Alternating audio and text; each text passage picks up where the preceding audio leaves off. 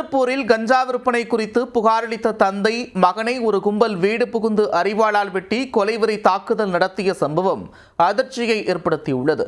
காவல் நிலையத்திலிருந்து வெளியே வந்த கையுடன் அரிவாளை தூக்கி வந்தவர்களுக்கு கைகாப்பு போடப்பட்டதன் பின்னணி என்ன?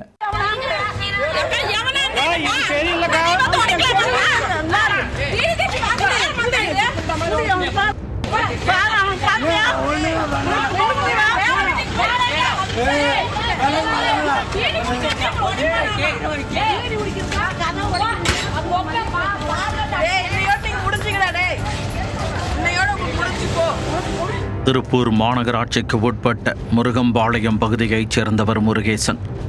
இவரது மகன் 25 வயதான அரவிந்தன் என்பவர் அதே பகுதியில் பழச்சாறு கடை நடத்தி வருகிறார். 2 நாட்களுக்கு முன்பு இரவில் அவரின் வீட்டின் அருகே உள்ள மளிகை கடையின் பூட்டை உடைக்க சில இளைஞர்கள் முயற்சித்துள்ளனர். சத்தம் கேட்டு வெளியே வந்த அரவிந்தன் அதை பார்த்ததும் போலீசாருக்கு புகார் அளித்துள்ளார். உடனே அங்கு வந்த போலீசார் இளைஞர்கள் மதுபோதையில் இருந்ததால் காலையில் புகார் அளிக்குமாறு கோரிவிட்டு சென்றுவிட்டனர். இதனைத் தொடர்ந்து ஞாயிற்றுக்கிழமை காலையில் அரவிந்தன் அப்பகுதியைச் சேர்ந்தவர்களுடன் சென்று வீரபாண்டி காவல் நிலையத்தில் புகார் அளித்துள்ளார். புகாரில் முருகம்பாளையம் பகுதியில் கஞ்சா புழக்கம் அதிகரித்துள்ளதாகவும் அதற்கு அடிமையாகும் இளைஞர்கள் பல்வேறு குற்ற சம்பவங்களில் ஈடுபடுவதாகவும் குற்றம் சாட்டப்பட்டுள்ளது. எனவே கஞ்சா கும்பல் மீது உரிய நடவடிக்கை எடுக்க வேண்டும் எனவும் கோரிக்கை விடுக்கப்பட்டுள்ளது. புகார் தொடர்பாக முதற்கட்டமாக இளைஞர்கள் சிலரை அழைத்து போலீசார் விசாரணை நடத்தியுள்ளனர்.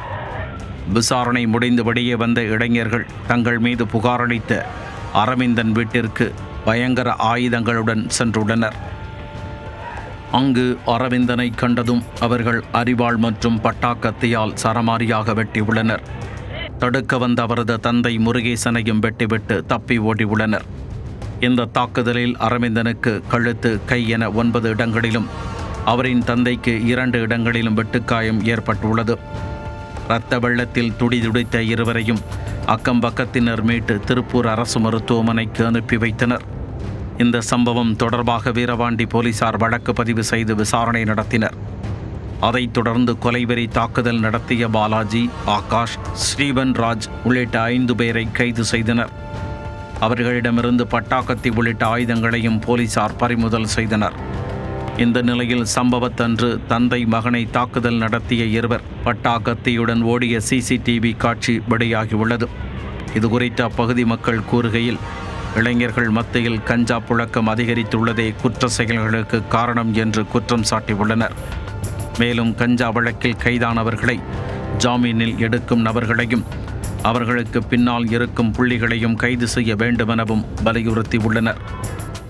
சின்ன குழந்தைங்க 15, 18, 20, 21 வயசில் இருக்கிற பசங்க இன்னைக்கு போதை மாத்திரை விற்பனை செய்யக்கூடிய விற்பனையாளர்களா, கஞ்சா விற்கக்கூடியவர்களா, அதுக்கு அடிமைகளாக மாறி ஒரு மனித மிருகங்களாக இன்றைக்கி நடமாடிட்டு இருக்கிறாங்க.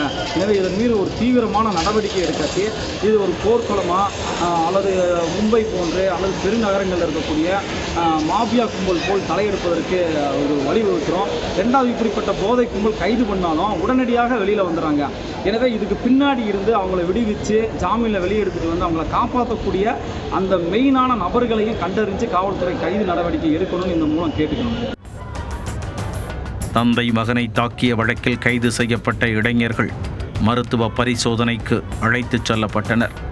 பின்னர் நீதிமன்றத்தில் ஆஜர்படுத்துவதற்காக போலீசார் வாகனத்தில் ஏறிய போது அந்த இளைஞர்கள் ஏதோ சாதனை செய்துவிட்டதாக நினைத்து சிரித்தபடி வெற்றி சிம்பலை காட்டிச் சென்றனர். கஞ்சா விற்பனை குறித்து புகார் அளித்த தந்தை மகனை ஒரு கும்பல் வீடு புகுந்து அரிவாளால் வெட்டி கொலைவெறி தாக்குதல் நடத்திய சம்பவம் திருப்பூரில் அதிர்ச்சியை ஏற்படுத்தியுள்ளது.